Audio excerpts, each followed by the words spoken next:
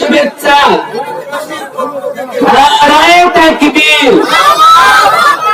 আলহামদুলিল্লাহ, এলোমেলো কুটে পড়া যা কথা বললাম, আল্লাহ পাক রব্বুল আলামিন বোঝার নিয়তে সকলকে ইখলাসের সাথে আমল করার তৌফিক দান করেন। আমি এখন আপনাদের সামনে একেবারে সংক্ষেপে দু একটি কথা বলবেন। আমাদের ৭ নং নাসুল্লাহ ইউনিয়নের সুনামধন্য চেয়ারম্যান সিরাজুল ইসলাম সেলিম সাহেব। তাকবীর, নারায়ে তাকবীর।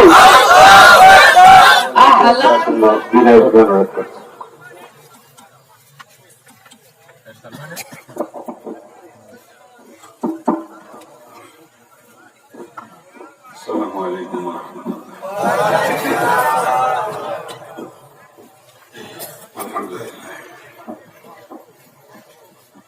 আলহামদুলিল্লাহি কাফা ওয়া সালামুন আলা ইবাদিহিল্লাযিনা ইসতাফা, আম্মা বা'দ। আউযু বিল্লাহি মিনাশ শাইতানির রাজীম। বিসমিল্লাহির রাহমানির রাহিম। কুল্লু নাফসিন যায়িকাতুল মাউত। وقال تعالى لا تموتن إلا وأنتم مسلمون।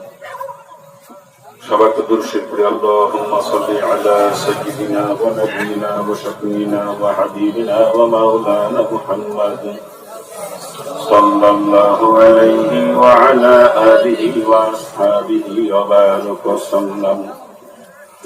اللهم صل على سيدنا ونبينا وشفيعنا وحبيبنا ومولانا محمد صلى الله عليه وعلى آله وأصحابه وبارك وسلم.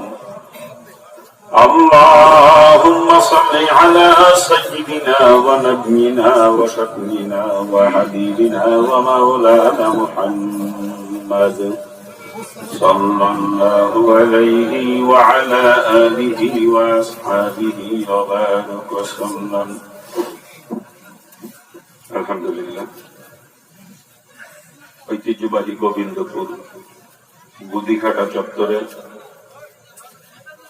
এলাকাবাসীর সহযোগিতায় গোবিন্দপুর নূরে মদিনা জামে মসজিদ এবং পশ্চিম সাঁওতা আল মদিনা জামে মসজিদ এবং এলাকার যুব সমাজের যৌথ উদ্যোগে আয়োজিত আজকের বাৎসরিক মাহফিলের সম্মানিত সভাপতি, উপস্থিত মুআজ্জাজ ওলামা হযরত, দূর দূরান্ত থেকে আগত দিনদার ইমানদার, আমার ইসলাম দরদি বাবাজি ও ভাইজানেরা, পর্দার অন্তরালে শ্রবণরতা আমার স্নেহময়ী মা ও বোনেরা এবং আমার স্নেহের কচিকা আচার, আপনারা বাদ আসর থেকে নিয়ে দীর্ঘ রাত পর্যন্ত বিভিন্ন ওলামা হযরতের জবান থেকে কোরআন হাদিসের আলোকে অত্যন্ত মূল্যবান আলোচনা শুনেছেন। এখন আমি নালায়েক আপনাদের সামনে উপস্থিত। আল্লাহ পাক যদি তৌফিক এনায়েত করেন এবং সাথে সাথে আপনারা যদি অন্তর থেকে দোয়া করেন, আমি আপ্রাণ চেষ্টা করব কোরআন এবং হাদিসের আলোকে সংক্ষিপ্ত কিছু কথা আপনাদের সামনে বলার জন্য। আসুন সর্বপ্রথম ওই পাক জাতের দরবারে শুকরিয়া জ্ঞাপন করি, যিনি আজকের এই সময়ে এ জমিনের বুকে কোটি কোটি মানুষকে বিবিধ প্রকার নাফরমানির মাঝে নিমজ্জিত রেখে আমাকে আর আপনাকে আজকের এই কোরআন হাদিসের আলোচনার মজলিস রিয়াজুল জান্নাহ তথা বেহেশতের বাগিচায় অল্প সময় বসার সুযোগ করে দিয়েছেন। এই জন্য একটু জবান খুলে জোরে সরে ওই পাক জাতের শুকরিয়া সকলে একবার বলি আলহামদুলিল্লাহ। আমার বাবাজিরা, এটা যে বেহেশতের বাগান, এই ব্যাপারে কোনো সন্দেহ আছে? যদি কারো সন্দেহ থাকে, কসম খোদা, তার নামাজ, রোজা, হজ, যাকাত কোন আমল তার জন্য কোনো উপকার বই আনতে পারবে না। কারণ এটা বেহেশতের বাগান। এ কথা আমি শামসুল হকের জবানের নয়, এ কথা বলেছেন এমন এক ব্যক্তি যার জবানের কোন একটা কথা পর্যন্ত মিথ্যা হয় নাই এবং কিয়ামত পর্যন্তও হবে না। আর সেই মহামানব নবী এলোজাহা সাইয়্যিদুল আম্বিয়া নবী মুহাম্মদুর রাসূলুল্লাহ সাল্লাল্লাহু আলাইহি ওয়াসাল্লাম তার পবিত্র জবান দিয়ে বলেন, যতক্ষণ দ্বীনি আলোচনা চলবে ততক্ষণে ময়দান বেহেশতের বাগান। চিৎকার দিয়ে বলেন সুবহানাল্লাহ। আর তাই বাবাজিরা আমার, রাসূলের এই কথার উপরে যদি কেউ সন্দেহ করে তার ঈমানই থাকবে না। আমি কালামে পাকে দুই জায়গা থেকে দুইটা আয়াতের অংশ আপনাদের সামনে তেলাওয়াত করেছি। প্রথমেই তেলাওয়াত করছি, আল্লাহ পাক পরিষ্কার করে জানিয়েছেন, কুল্লু নাফসিন যায়িকাতুল মাউত, সকলকে মৃত্যু স্বাদ গ্রহণ করা লাগবে। ঠিক মরা যে লাগবে কোন সন্দেহ আছে? কোরআনে পাকের ৬,৬৬৬ খানা আয়াত, এর ভিতরে কেউ যদি ৬,৬৬৫ খানা আয়াতকে অস্বীকার করে, এই এক টুকরা আয়াত অস্বীকার করার ক্ষমতা দুনিয়ার কারণে। কি বলেন ঠিক না? একজন নাস্তিকের বাচ্চা নাস্তিক বদমাইশ আমার আল্লাহকে আল্লাহ বলে স্বীকার করে না, আমার রসুলকে নবী বলে মানে না, দিন মানে না, ধর্ম মানে না, কোরআনে কারীম বিশ্বাস করে না, ওই নাস্তিক বদমাইশকে জিজ্ঞেস করেন মরা লাগবে কিনা, কি জবাব দিবে? কি জবাব দিবে? মরতে যে হবে এটা কোনো সন্দেহ নাই, মরা যখন লাগবেই। মৃত্যুর আগ থেকে যেহেতু কোনো নিস্তার নাই, আমার আল্লাহ ডাক দিয়া কয় লা তামুতুন্না ইল্লা ওয়া আনতুম মুসলিমুন, যতক্ষণ তুমি মুসলমান না হও ততক্ষণ পর্যন্ত মৃত্যুবরণ করো না। কে বললেন?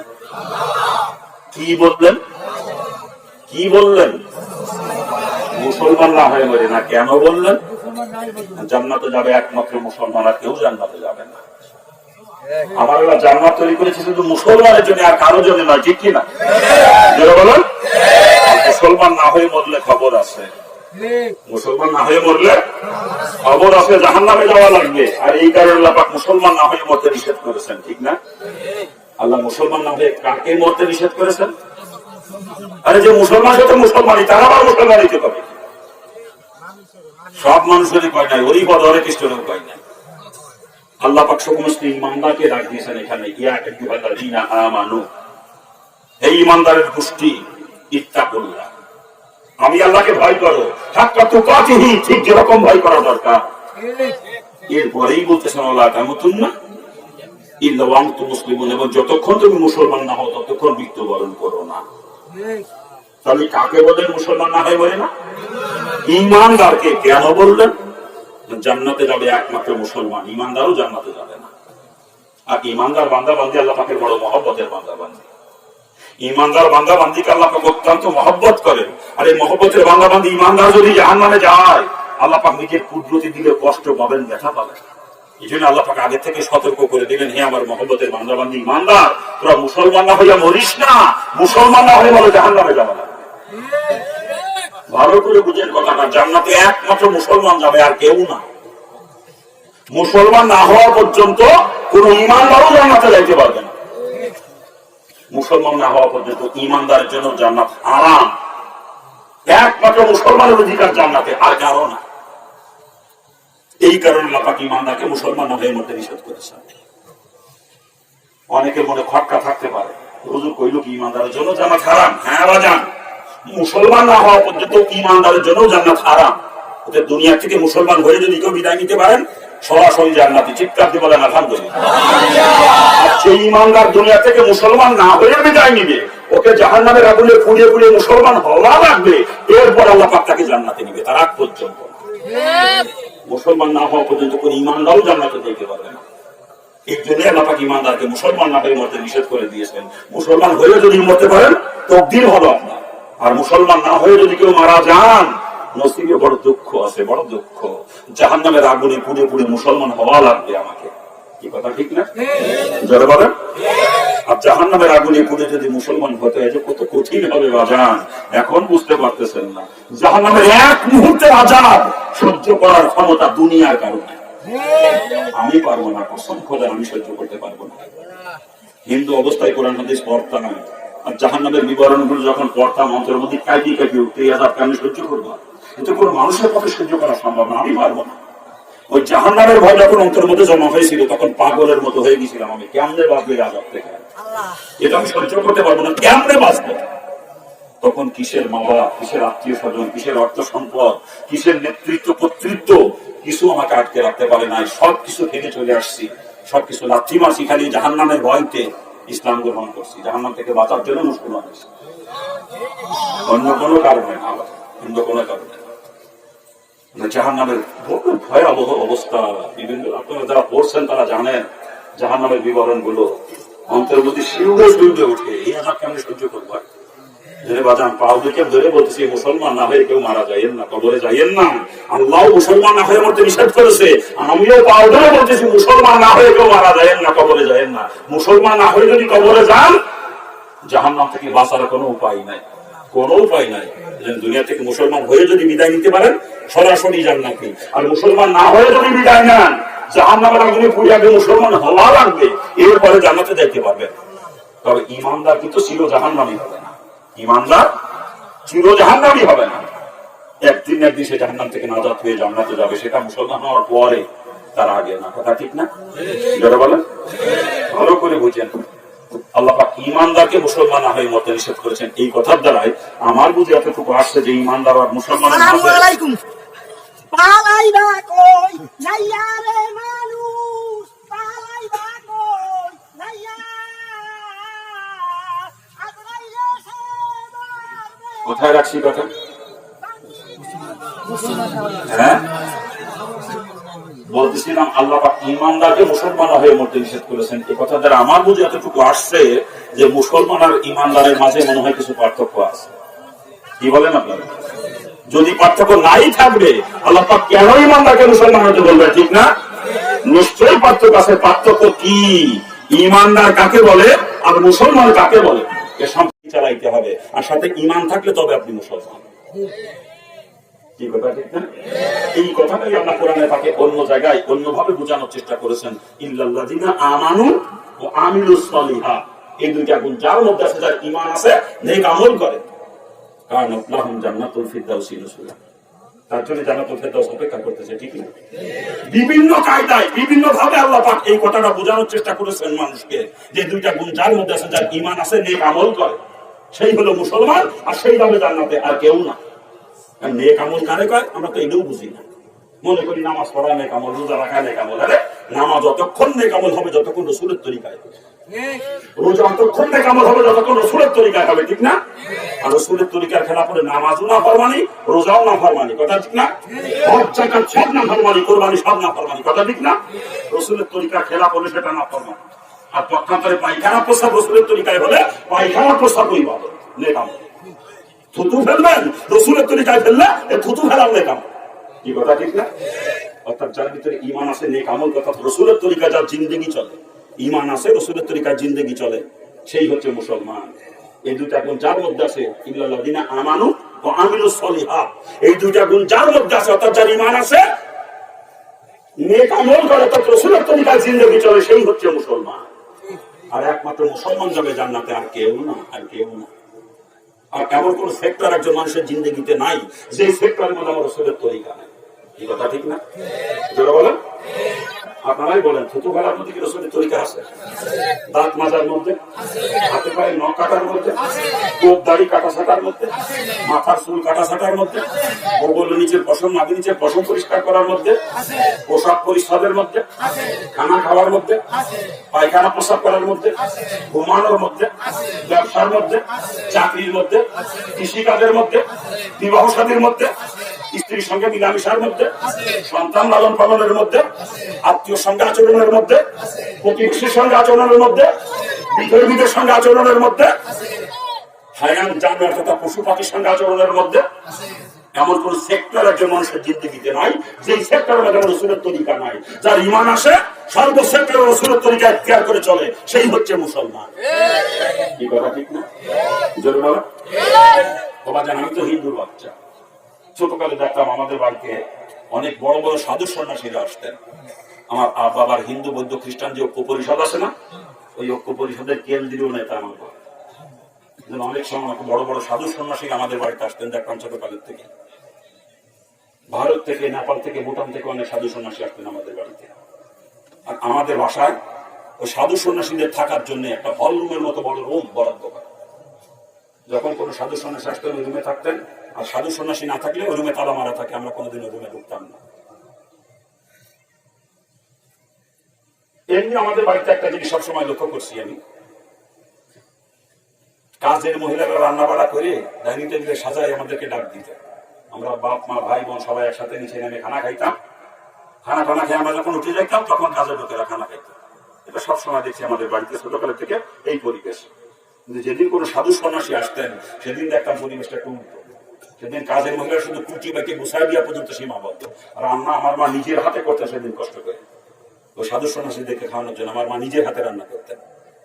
আমাদের ঘরে 14খানা পাথরের প্লেট আছে, আমার আব্বা কিনে রাখছে। ওই সাধু সন্ন্যাসী দেখে পাথরের প্লেটে খানা দেয় আমাদের বাড়িতে দেখছি ছোটকালের থেকেই।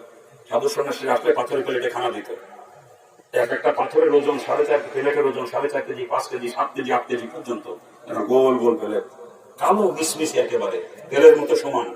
মেশিন দিয়ে পাথর খোদাই করে প্লেট তৈরি করে। ওই পাথরের প্লেটে খানা দিলে সাধু সন্ন্যাসী খুব খুশি হইতে দেখতাম। আর পাথরের প্লেটে না দিলে খানা খাইতেন ঠিকই, কিন্তু অত খুশি হইতেন না পাথরের প্লেটে দিলে যত খুশি হইতেন। পরবর্তীতে মুসলমান পরে যখন সুন্নাতের উপরে গবেষণা শুরু করছি, তখন এটা পাইছি যে পাথরের তৈরি প্লেটে খানা খাওয়া আমার রাসূলের সুন্নাত। সুবহানাল্লাহ। অনেকে মাটির বাসনে খাওয়া সুন্নাত, আফ্রিকি সুন্নাতে দিবা রাসূলের সুন্নাত। রাসূলের সুন্নাত পাথরের তৈরি প্লেটে খানা খাওয়া রাসূলের সুন্নাত। সাধু সন্ন্যাসীদেরকে খাওয়ানোর জন্য আমার আব্বা 14 খানা পাথরের প্লেট কিনে রাখছে আমাদের ঘরে। আবার দেখতাম ওনাদেরকে যখন খানা দিত, আমার মা খানা দেওয়ার আগে, প্লেট দেওয়ার আগে পরিষ্কার একটা কাপড় বিছাই দিতে লাগে, তার উপর দিয়ে প্লেট সাজাই দিত। ওই সময় কারে কয় দস্তরখানা, কারে কয় সুন্নাত, কিটা নবী রাসূল আমি জানতাম। আমি হিন্দুর বাচ্চা, আমি দেখতাম ছোটকালের থেকে আমাদের বাড়িতে ওই পরিবেশ। ওই সাধু সন্ন্যাসী খানা দেওয়ার আগে আমার মাকে একটা পরিষ্কার কাপড় বিছাই দিতেন, এরপরে প্লেট দিতেন। পরবর্তীতে মুসলমান করে জানছি এটা আমার রাসূলের সুন্নাত, দস্তরখানা। ওই সাধু সন্ন্যাসীদের দস্তরখানায় খানা খাইতে দেখতাম। কিন্তু আজকে মুসলমান দস্তরখানা চেয়ে নেব না। কিছু ওয়াজ করতে খানা দেশে যদি કોઈ দস্তরখানা কই দৌড়ে যে গামছা কানি নিয়ে বিছিয়ে দেয় না, সেমিকে রুনা একটা নিয়ে বিছিয়ে দেয়, মুসলমানের করে দস্তরখানা বানায়। চিন্তা করতে পারে না, এরা বলে মুসলমান, দস্তরখানা নাই যা করে হে বলে মুসলমান। আরে সাধারণ পাবলিকের কথা কি বল, অধিকাংশ আলেমের করে বর্তমান দস্তরখানা। আলেমের গোষ্ঠী বর্তমানে ডাইনিং টেবিলই খাওয়া হয়েছে, প্রত্যেক আলেমের করে দেন বর্তমান ডাইনিং টেবিল। চেয়ার টেবিলই খানা খাওয়া খ্রিস্টানদের, লাল কুত্তাদের সুন্নাত। আলেমের লাল কুত্তা মার্কা সুন্নাত আমল করে, রাসূলের সুন্নাতের আমল নাই আলেমের মধ্যে। একজন আলেম সুন্নাত তরিকার খেলাফ চলতে পারে, এটা আমার ব্রেনে ধরে না। আর উলামা ওয়ারাসাতুল আম্বিয়া রাসূলুল ওয়ারিস, আলেম রাসূলের তো সুন্নাতের খেলাফ চলতে পারে, এটা কল্পনাও করা যায় না, ঠিক না? সেই বিয়া করে ডাইনিং টেবিল দস্তরখানা খানা খায় না, চেয়ার টেবিল খানা খায়, ওরা জুতোটা পিটানোর কাম। ও আলেম নামের কলঙ্ক। আলেম করে গুনাহ হবে, কসম খোদা ও আলেম হতে পারে না। চেয়ার টেবিল খাওয়া খ্রিস্টানদের তরিকা, চেয়ার টেবিল খাওয়া। এরা কি আমাদের সব খ্রিস্টানদের সাথে এক কাতারে জাহান্নামে যাবে, এক কাতার। রাসূলের পরিষ্কার হাদিস, দুনিয়াতে যার সঙ্গে যার মিল থাকবে তার সঙ্গে তার হাসর হবে। চেয়ার টেবিল যারা খানা খায় এদের মিল খ্রিস্টানদের সাথে, কিয়ামতের মাঝে খ্রিস্টানদের সাথে এক কাতারে জাহান্নামে যাবে। আমার বাপের ঘরের কথা না, রাসূলের হাদিস। আলেমের করে ডাইনিং টেবিল, তবলিগের মোবাইলের করে ডাইনিং টেবিল, সোয়ার মুনামুরিদের করে ডাইনিং টেবিল, জুতোতে ভিজানোর কাম এগুলো, জুতো দিয়ে। খারাপ লাগে? খারাপ লাগতেছে নাকি? ওই হিন্দু সাধু সন্ন্যাসী দেখতাম দস্তরখানায় খানা খাইতো। খানা খাওয়ার পরে দেখতাম যে পাথরের প্লেটে খানা দিতে আমার মা ওই প্লেটটা সাইডে পুড়ে পরিষ্কার করে খাইতে মন না। তখন মনে মনে একটা কথা চিন্তা করতাম, দেখতে তো ফকির মিসকিন মধ্যে দেখা যায়, ঠিক না?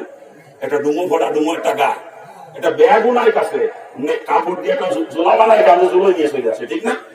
কি এরকম না? দেখে না হিন্দু সাধু সন্ন্যাসীদেরকে, একটা ডুমো ভরা, একটা ডুমো গায়ে, একটা জোলা কান্দে জোলো না, একটা ব্যাগও নাই, একেবারে ফকির মিসকিন মতো মনে হয়, কথা ঠিক না? সময় মনে মনে চিন্তা করতাম, ফকির মিসকিন মানুষ তো ভালো মন্দ পায় না, খাতে আমাদের বাড়ি ভালো মন্দ পাইয়ে এটা জন্মের খাওয়া খাইছে, কি বুটি খাচ্ছে দেখা যায়। এরা মনে মনে চিন্তা করতেন, না বাজান এটাই আমার রাসূলের সুন্নাত। আমার রাসূল যখন খানা খাইতেন প্লেটটা এত পরিষ্কার করে খাইতেন, দোয়া প্লেটের মধ্যে মিশিয়ে দিলে কোনটা হুজুর খানা খাইছেন এ বাইসে বাইর করাও কষ্ট হয়ে যায়, কি কথা ঠিক না? আর এখন আমরা মুসলমানের গোষ্ঠী প্লেটে সাইডে না ধুয়ে গেলে বলে ভদ্রতা রক্ষা হয় না। কি কায়দার ভদ্র রে, কুত্তা মার্কা ভদ্র, খাওয়া যারা নষ্ট করে বলে এটা বলে কুত্তা মার্কা ভদ্র। এই কুত্তা, একটা চাউল তৈরি করে দে, পারলে তো 14 পুরুষ নিয়ে একটা চাল তৈরি করে দে, তুই খাবার নষ্ট করে পাইছে কোথায়? এই ভদ্রতা তোর? হ্যাঁ, ওরা কুত্তা মার্কা ভদ্রতা। আমার রাসূলের সুন্নাতের উপরে আর কোন ভদ্রতা দুনিয়ায় থাকতে পারে না। একটা চাল তৈরি করে দে, যদি পারিস, তোর ক্ষমতা থাকে, তোর বিজ্ঞানী বাবা গেলে নিয়ে আয়, একটা চাল তৈরি করে দিক। তুই খাবার নষ্ট করো, তাও নষ্ট করার কায়দা কি? ভাতের মধ্যে ডাল নেয়, মাছ নেয়, গোস্ত নেয়, দই নেয়, সব শুদ্ধ মাহাই জুহাইয়া পিন্ডি রেঁধে ধুয়ে চলে যায়। কুত্তারও খাতে কিনা লাগে, ওটা কুত্তারও খাতে কিনা লাগে, এমন ভাবে নষ্ট করে। আফসোস আফসোস, আমার ওর মধ্যে পানিও ডালি আঁকবো, খাবার গাছি নষ্ট করে এর মধ্যে পানি ডালি আঁকবো, কথা ঠিক না? মানে কোন প্রাণী যে খাবে সে কাম সারা, পানি ডালি খাবারের স্বাদ থাকে, আর কোন প্রাণী খায় না। যদি ঝোঁটা পানির মধ্যে ফেলা কিন্তু কবি রাখবো না, জানেন এটা? জোড়া পানির মধ্যে ফেলা কবিরা গুনাহ, মাকলুকের হক নষ্ট করা কবিরা গুনাহ। এই যে মাছের কাটা কুটি আমরা অনেক সময় পানির মধ্যে ফেলি, মুরগির হাড্ডি গরুর হাড্ডি পানির মধ্যে ফেলি, একটা কবিরা গুনাহ, কিন্তু কবিরা গুনাহ। এগুলো মাকলুকের খাবার, বিড়ালে খায়, কুকুরে খায়, শিয়াল কুত্তায় খায়, কথা ঠিক না? হাড্ডি জিনেরাও খায়, জিনেরাও হাড্ডি খায়, জিনেরা। এগুলো পানির মধ্যে ফেললে স্বাদ নষ্ট হয়ে যায়, কোনো প্রাণী খাইতে পারে না। মাকলুকের হক নষ্ট করা কবিরা গুনাহ।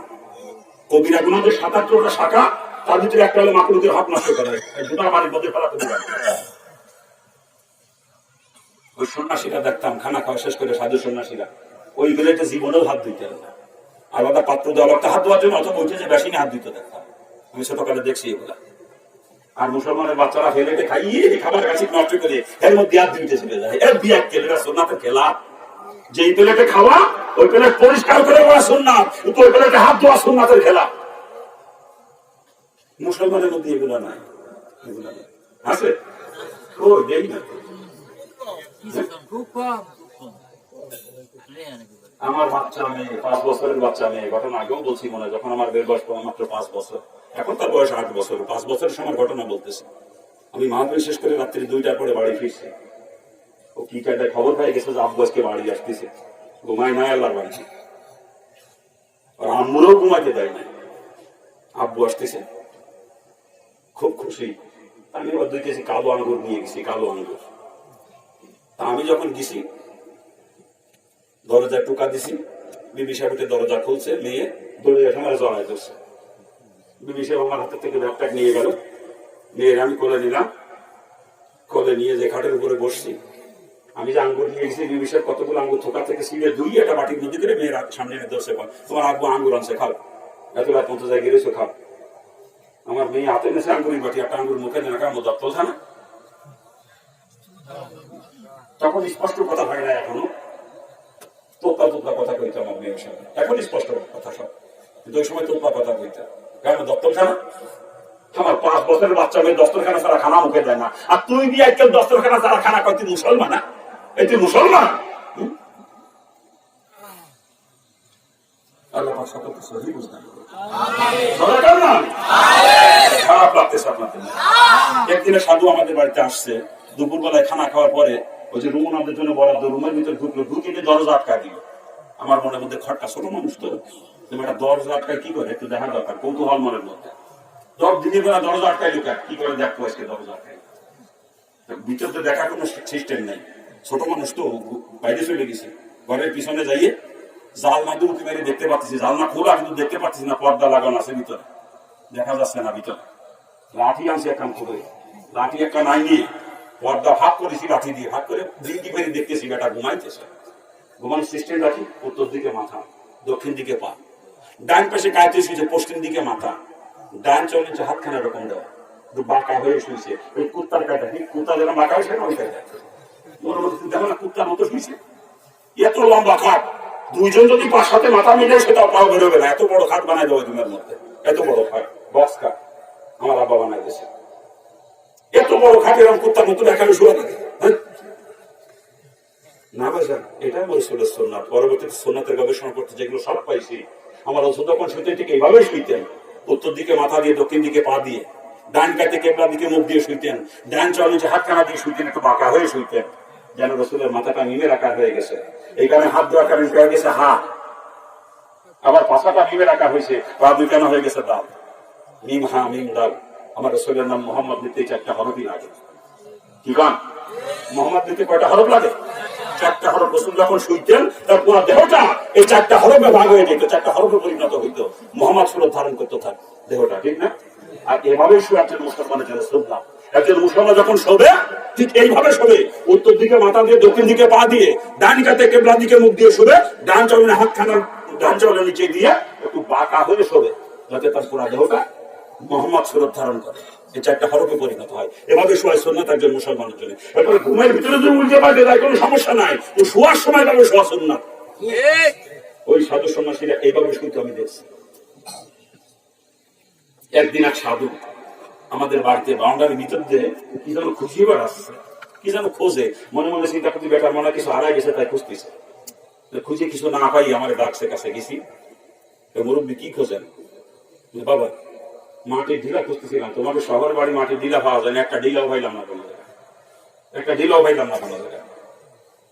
ঢিলা দিয়ে কি করবেন? বাথরুমে যাও, বাথরুমে যাবেন তো ঢিলা লাগবে কেন? বাবা আগে ঢিলা তো পাইলেও না, আমার ন্যাকড়া এনে দাও, তারপরে তোমার বুঝোই কোবানে একটু ন্যাকড়া নিয়ে আসো। তোমাদের ঘরে কত সিরা লুঙ্গি আছে, গামছা আছে, কাপড় আছে, সিরা একটু ন্যাকড়া এনে দাও। না আমার আগে বোঝানো লাগবে, ঢিলা দেই বা কি করবেন, ন্যাকড়া দেই বা কি করবেন, না বুঝলে আমি দেবো না। তো বাবা পায়খানা করার পরে মল দুয়ারের চতুর্পাশে পায়খানা লেগে থাকে, যদি এটা পরিষ্কার না করে পানি খরচ করি তো আমার হাতে পায়খানা লেগে যাবে।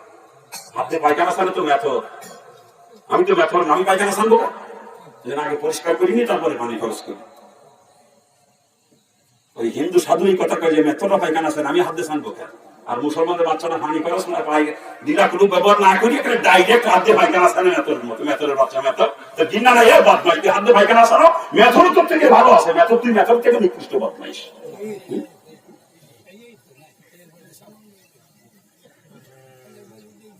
আমি বললাম পায়খানা একটা স্যান্ডেল হাত দিয়ে পরে সাবান দিয়ে ধুয়ে ফেলতে হয়ে গেল।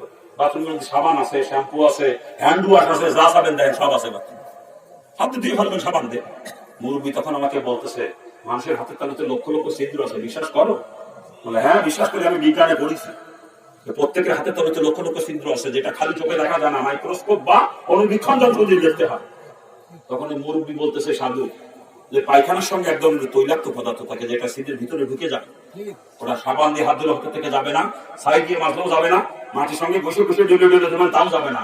যখন কোনো কঠিন পরিশ্রম করব তখন শীতের ভিতরে ঘাম বের হবে, আর তখন ওই ঘামের সঙ্গে পায়খানা বের হয়ে আসবে, আর যতক্ষণ হাতে তাহলে না ঘামবে ওই পায়খানা হাতের ভিতরেই থেকে যাবে। হাতের ভিতরে আমার পায়খানা সাবান দিয়ে ধুলাম, উপর দিয়ে পরিষ্কার হয়েছে, কিন্তু পবিত্র হয় না, ভিতরে পায়খানা হয়ে গেছে। এই অপবিত্র অবস্থায় আমি ঠাকুরের প্রার্থনা করবো কিভাবে? আমার শরীর অপবিত্র, আমি কেমন আমার ঠাকুরের প্রার্থনা করবো? হিন্দু সাধু এই কথা কয়, সেটা ঠাকুরের সামনে অপবিত্র অবস্থায় প্রার্থনা করতে পারে না। আর তুই মুসলমানের বাচ্চা বদমাইশ, তুই অপবিত্র, তোর হাতে যদি পায়খানা, ওই অবস্থা আমার সামনে দাঁড়াবে তোর জুতোটা ভিটানো। আমার হিন্দুদের ঠাকুরের থেকে নিচে চলে গেছে আমার আল্লাহ না। ওই হিন্দু হাতের মধ্যে পায়খানা ঢুকবে, যদি ঢিলা ব্যবহার করে, ন্যাকড়া ব্যবহার করে, কোন ব্যবহার করে, আর তুই মুসলমানের বাচ্চা হইয়া পায়খানা হাত দিয়ে ফেলে হাতের মধ্যে পায়খানা, ওই অবস্থা আমার আল্লাহর সামনে দাঁড়াও, তোর জুতোটা ভিটা দর্শী থেকে বের করে দিয়া।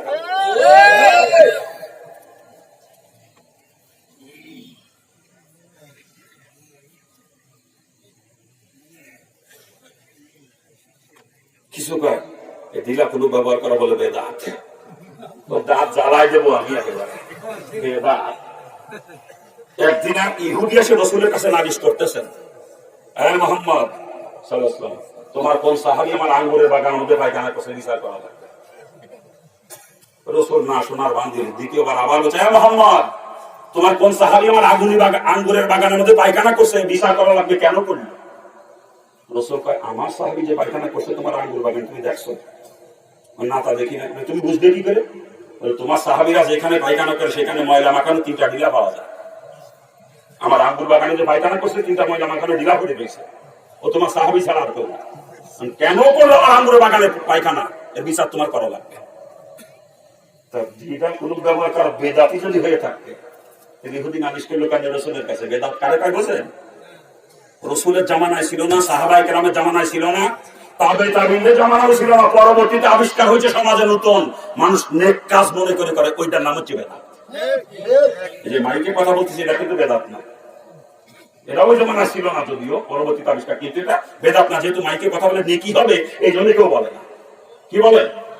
প্লেনে চড়ি আমরা, এটা বেদাত না, কারণ প্লেনে চললে নেকি হবে এই জন্য কেউ প্লেনে চলে না। বাসে উঠলে নেকি হবে এই জন্য কেউ বাসে ওঠে না। পরবর্তীতে আবিষ্কার কিন্তু মানুষ ন্যাকের কাজ মনে করে করে, এইটার নাম হচ্ছে বেদাত। মনে থাকবে তো? বেদাতের সঙ্গে মনে থাকবে তো? আসে ঢিলা কোনো ব্যবহার যদি বেদাতি হয়ে থাকবে, তাহলে ওই ইহুদি নালিশ করলো কেন রসুলের কাছে? বলেন। আমার আহলে হাদিসের ভাইরা বলে এটা বেদাত। ওরা ঢিলা কোনো ব্যবহার করে না, মুসাফা করতে গেলে একাব্দে মুসাফা করে, আর কয় বামাতে না পাচ্ছে নি, বামাতে মুসাফা করা ঠিক না। এই বিয়ে আল্লাহর বান্দার সাথে বামাতে মুসাফা করতে পারে না, তুই আল্লাহর সামনে এই বামাতে দাঁড়াস কেন? তোর হাত কাজে ফেলা দেবো বামাত। ঢিলা কোনো ব্যবহার করে না, বেদাত কম, তোর বামাত কাজে ফেলা দেওয়া উচিত। যে হাত না পাক আমার সাথে মিসাফা করতে পারে না সেই হাত দিয়ে, ওই হাত তো সাথে রাখা ঠিক নাকাটি ভালো দিবি। প্রস্তাব করে কোনো ব্যবহার না করে পরিণতি কি ভালো করে বোঝান। নারী এবং পুরুষের প্রস্তাবের অঙ্গটা ভিন্ন। নারীরা বসা অবস্থার জন্য প্রস্তাব ক্লিয়ার হয়ে যায়, অবস্থা পানি দিয়ে ধুইলেই তারা পরিষ্কার হয়ে যাবে। কিন্তু পুরুষ লোক যখন প্রস্তাব করতে বসে, পুরুষ অঙ্গের গোড়া রঙের মধ্যে একটা ভাঁজ করে যায়, ওই ভাঁজের ভিতরে 2-4 ফোঁটা প্রস্তাব আটকা থাকে। ওটা বসা অবস্থায় যত চেষ্টাই করেন না কেন, কিয়ামত পর্যন্ত ক্লিয়ার হবে না। উঠে যখন দাঁড়াবেন, রগটা যখন সোজা হবে, তখন ভাঁজের ভিতরে আটকা প্রস্তাবটুকু চুয়ায় চুয়ায় নিচের দিকে নামে। আর ওইটা চুয়ায় নিচের দিকে নামতে যতটুকু সময় লাগে, প্রস্তাবের শেষ কদু ব্যবহার করে দাঁড়ায় এতটুকু সময় পর্যন্ত একটু নড়াচড়া করা জরুরি প্রত্যেকটা মুসলমানের জন্য।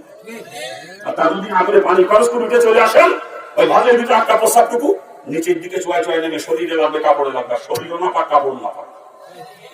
ওই অবস্থা ওযু করলে শরীর পাক হয়, শরীরে প্রস্তাব, কাপড়ে প্রস্তাব, শরীর পাক হয়েছে, ওই অবস্থায় ওযু করে নামাজে দাঁড়ায়। বদমাইশ টাকা ওরা জুতো পড়া মসজিদ থেকে বের করে দেবেন। ও নাপাক বদমাইশ, মসজিদ নাপাক করতে এসে। আমি অনেকবার পরীক্ষা করে দেখছি, অনেকবার প্রস্তাব করতে বসিয়ে কুটিয়ে কাটিয়ে টাইনিয়ে তুমি হাতে টাইনিয়ে তুমি পরিষ্কার করে টিস্যু দিয়ে মুছে ফেলা দিছি, দিয়ে এরপরে আর একটা নতুন টিস্যু ধরে ওই একটু নড়াচড়া করছি, দেখছি একটু পরে টিস্যুটা আবার ভিজে গেছে। আর বসা অবস্থা পানি দিয়ে ধুয়ে চলে আসে, তাদের অবস্থা কি হয়? কারণ 24 ঘন্টা না পাকতাকে বদমাইশে দাও, 24 ঘন্টা। আহলে হাদিসের ভাইদেরকে বলতেছি, 24 ঘন্টা না পাকতাকে ওরা জিলা কোনো ব্যবহার করে না। 24 ঘন্টা না পাক, ওদের প্রত্যেক সেজদায় কবিরা গুনাহ হয়। না পাক কবিরা সেজদা দেওয়া হারাম, কবিরা গুনাহ। ফতুয়া কিতাবে পরিষ্কার করে রাখছে মাসালা, যদি কেউ জানি শুনে ইচ্ছাকৃত না পাক কবিরা সেজদা দেয়, তার ঈমান চলে যাওয়ার সম্ভাবনা থাকে। জিলা কোনো ব্যবহার করে যে সুন্নাত, দলিল দেবেন, দলিল দেবেন। খালি বুখারী বুখারী করেন। বুখারী আমরা পড়াই ছাত্রদেরকে, আমরা বুখারী পড়াই। বুখারী আমার থেকে বেশি জানো না তোমরা। ওই 3 ভাতা বাংলা পড়িছো, 3 ভাতা বাংলা পড়িছো তোমরা বুখারী। এখন যদি কিতাব খুলে দিই, যে জবর ছাড়াই 12 পড়ার ক্ষমতা হবে না একটা। আর আমরা যে জবর ছাড়া বুখারী পড়াই ছাত্রদেরকে মাদ্রাসায়। আমরা বুখারী বুঝি না, তুমি বুখারী দেখা দিয়েছো আমারে। আমরা বুখারী বুঝি না। আল্লাহ পাক তকদির হেদায়েত তাকে হেদায়েত দান করুন। তকদির হেদায়েতের আল্লাহ পাক ধ্বংস করে দিন, জোরে বলেন আমিন। আর জোরে করুন আমিন। খারাপ লাগতেছে, খারাপ লাগতেছে। আমরা এখন থেকে নিয়মিত ঢিলাকুলো ব্যবহার করবো তো ইনশাআল্লাহ, নিয়মিত ঢিলাকুলো ব্যবহার করবো তো ইনশাআল্লাহ। আল্লাহ পাক সকলকে তৌফিক দান করুন, জোরে বলেন আমিন। জোরে বলেন না আমিন। আলোচনা করতেছিলাম হিন্দু সাধুদেরকে নিয়ে। ওদেরকে আমি মুসলমান করার জন্য সুন্নাতের উপর গবেষণা শুরু করছি। সুন্নাতের গবেষণা করছি আর সাধু সন্ন্যাসীদের জীবনের দিকে তাকাইছি। আমি দেখছি ওই সাধু সন্ন্যাসীরা সুন্নাত তরিকার খেলাফ কিছু করে না জীবনে। তাদের একটা কাজ আমি সুন্নাত তরিকার খেলাফ পাই নাই। কিন্তু যতই সুন্নাত তরিকা তাদের জিন্দেগি চলুক না কেন, তাদেরকে মুসলমান বলা যাবে না, যেহেতু তাদের ঈমান নাই। ঠিক না? অর্থাৎ যাবি যে সুন্নাত তরিকা কিন্তু ঈমান নাই, সেও মুসলমান না। আবার যার ঈমান আছে, সুন্নাত তরিকা নাই, সেও মুসলমান না। সেদিকে সামান্য যার মধ্যে পড়ছে, যার ঈমান আছে, সুন্নাত তরিকায় জিন্দেগি চলে, সেই হচ্ছে মুসলমান। আরে মুসলমান কি যাবে জান্নাতে? আর কেউ না। একমাত্র মুসলমানের জান্নাতে, আর কেউ না। আর এই দুটা গুণের সমন্বয় যার মধ্যে ঘটছে, যার ঈমান আছে, নেক আমল করে, অর্থাৎ যার ঈমান আছে, সুন্নাত তরিকায় জিন্দেগি চলে, সেই হচ্ছে মুসলমান। আর এমন কোন সেক্টর যে মানুষের জিন্দেগিতে নাই, যে সেক্টরের মধ্যে আমার রাসূলের তরিকা নাই। কি কথা ঠিক না? জোরে বলে। আল্লাহ পাক সকলকে সহিহ বুঝদান করুন।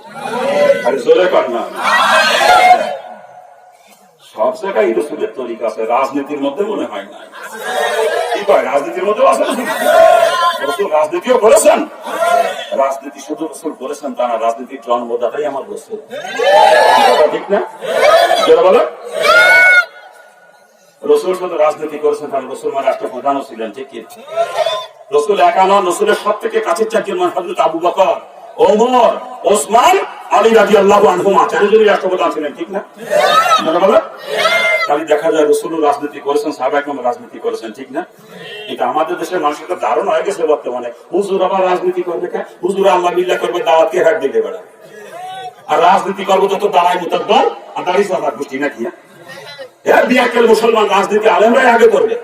আর ওলামা রাসাতুল আম্বিয়া, আলেম আলমের ওয়ারিস, যেই কাম নবী করছে ওই কাম আলেমরা আগে করবে, ঠিক কি?